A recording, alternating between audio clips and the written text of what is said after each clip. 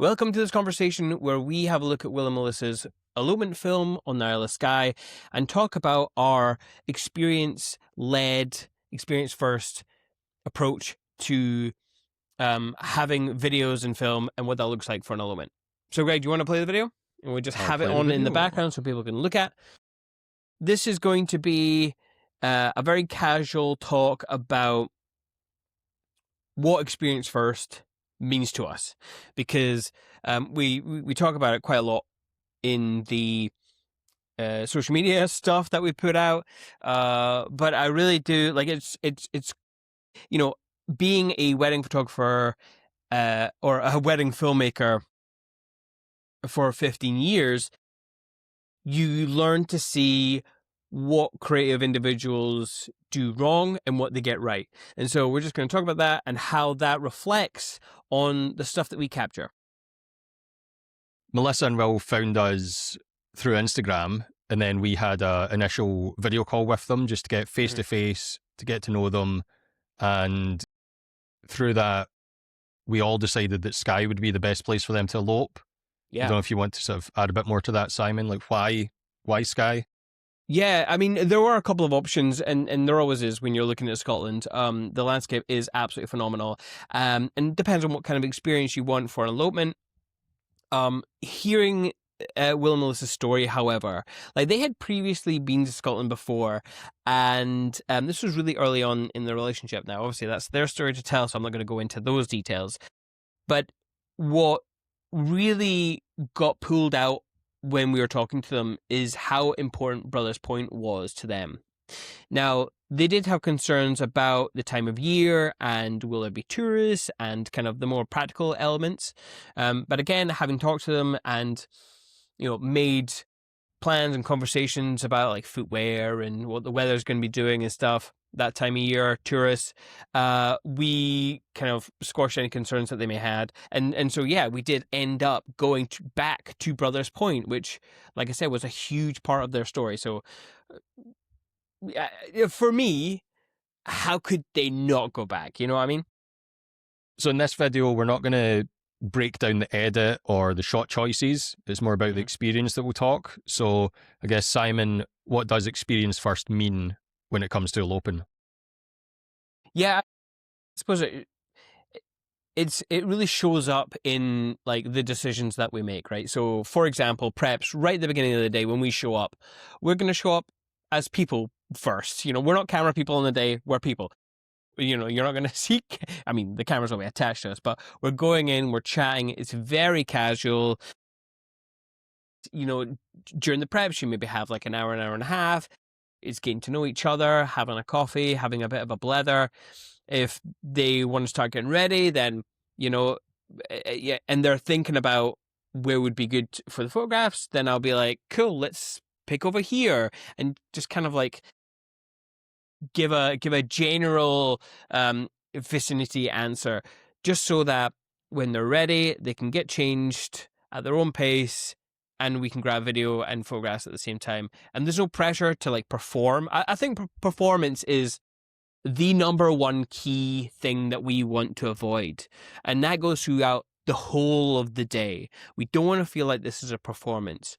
What we do want to feel like is in the morning, it's very casual, it's relaxed, we're getting to know each other. Stretch into, by the time we get into the ceremony, we're allowing you to actually hold space to breathe in this moment and actually realize just how important this is for our couples.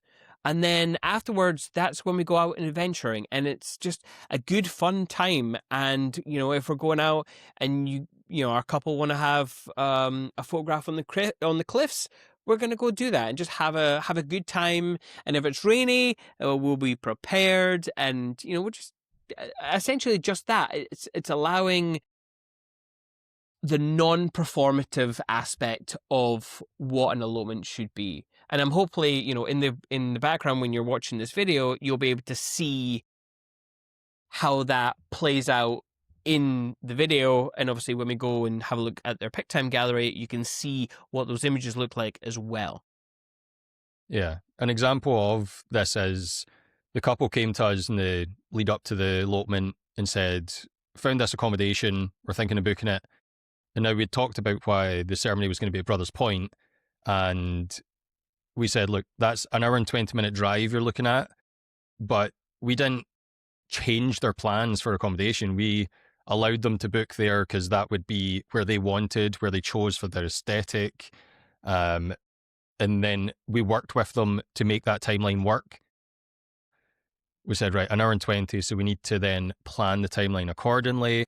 So we didn't force them to change anything because it would be easier and give us more time for photos or video. Yeah. We just let the experience be what they wanted it to be and helped it just elevate that. So obviously I mentioned, we've been filmmakers, wedding filmmakers for 15 years. We started doing elopements maybe 6 or 7 years ago. And this is a new brand that you're seeing. We've kind of really separated them to make an emphasis on that experience first approach that we have.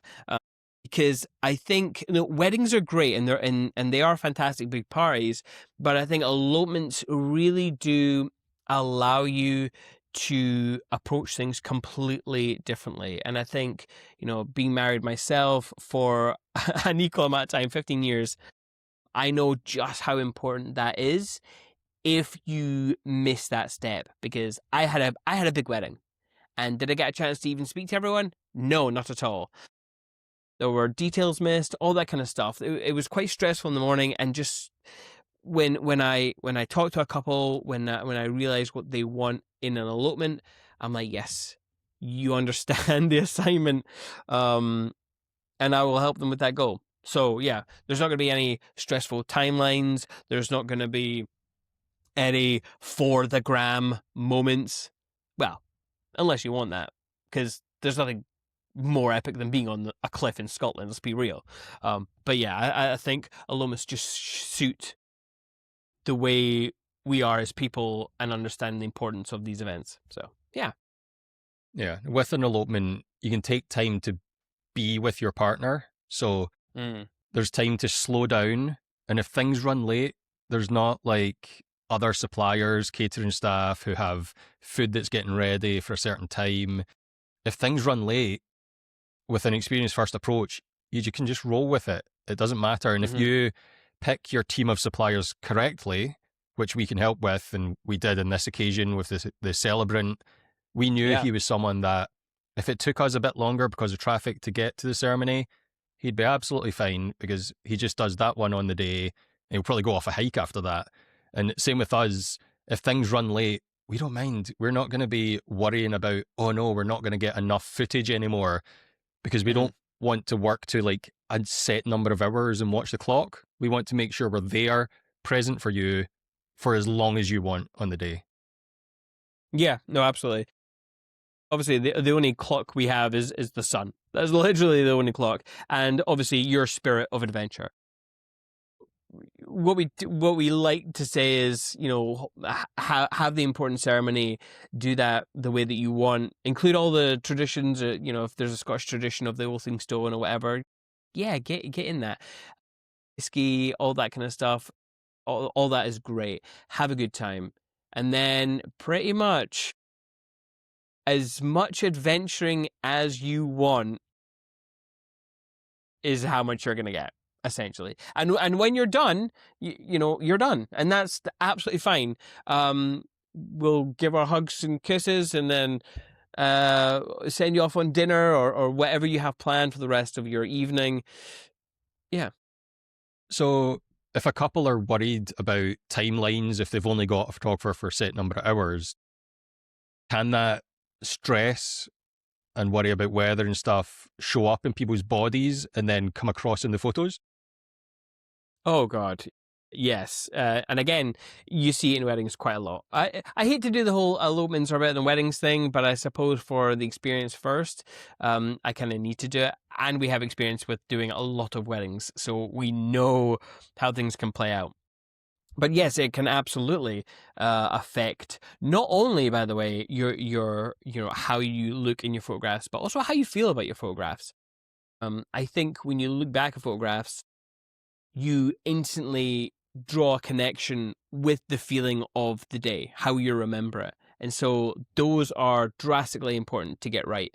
But yes, you can absolutely do that. And I suppose that's maybe one of the reasons why it works best to avoid stressful timelines or this idea of performing, because it does show up so much. And so when it comes to our approach, with being people led and experience first, you're not as likely to be awkward in front of the camera. And by the way, I should say, we're all awkward in front of the camera. I don't think I've ever met a couple who are overly confident in front of the lens. That's pretty normal. Not even Greg and I when we have shoots, or my wife and I when we go out to get a photo shoot done. You know, but it's how you communicate with your creative individual. Is there any examples from this specific film where slowing down and just letting moments happen helped? Yes, yeah, I'll tell you the story of one of my favorite images. So, Will and Melissa, they did their ceremony on Brothers Point. We got them to adventure up, but the time had come to leave, and so we're just walking around. And if you know Brothers Point, it's a peninsula on Skye, and it's, you know, you leave it and you come around the cliffs and you can still see it. But before the peninsula kind of went out of sight, I just said to Will and Melissa, you know, stand here and look out here. And the goal was for me to grab a portrait of them together, but the way I approached it was not, hey, I'm going to take a photograph. It was, I want you to just, and I did put them in a small position. I said, you're probably not going to be back here for a long time, so look out over here. Remember what you're feeling right now. Close your eyes and listen to all the sounds. And I just gave them space to create those memories of sight, smell, sound. And I just kind of backed off and took photographs of them. And they were actually one of my favorite shots of them, because you can feel them making those memories in the photograph. And I'm hoping when they go and have a look at that portrait, that's what they'll remember. And also just taking time to just appreciate what's just happened. You've just got married here on this piece of land. It's almost like it's yours. That's cool.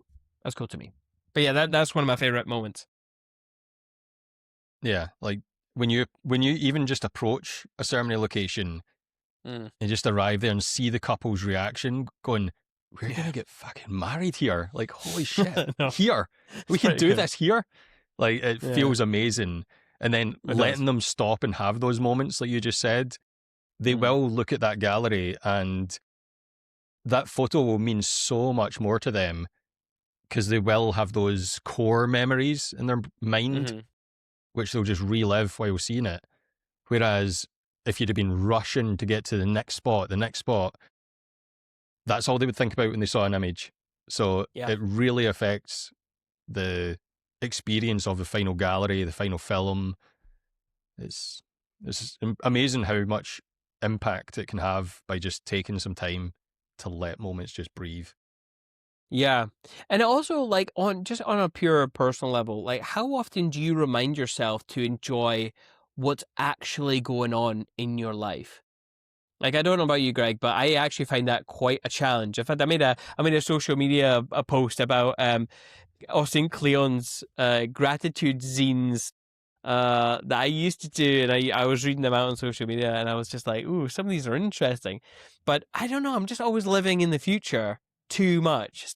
I don't know, like I said, to just give the couple space to feel the moment. And again, Scotland, you don't just come to stand on a mark and then to do your thing and leave. Like, what would be the point of an elopement if you just didn't have time for that? But yeah. Yeah. So what did this day in Melissa and Will's elopement reinforce for you about eloping? Good question. You know, I think whenever I hear someone tell me their story, it's especially with Melissa and Will, like they came to Scotland really early on in their relationship, and just seeing how powerful Scotland is as a country. I mean, we're a small country, but we have some of the most magnificent history, mythology, landscape. I mean, it's no wonder that, you know, I mean, both of us, every time we go up to a place like Skye, for example, we're still in awe, um, of this country. And so it's really nice to be kind of reminded of that.